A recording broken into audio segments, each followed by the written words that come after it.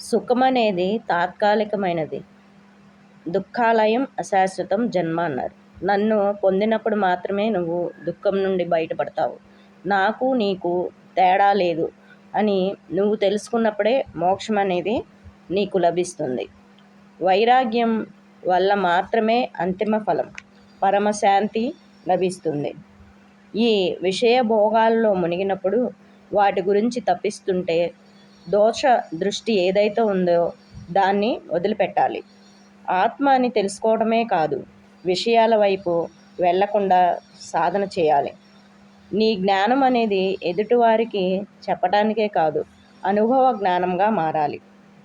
లోభం నరకానికి ద్వారాలు. కామ క్రోధ లోభాలు. లోభం అలవడితే చివరిదాకా పోదు.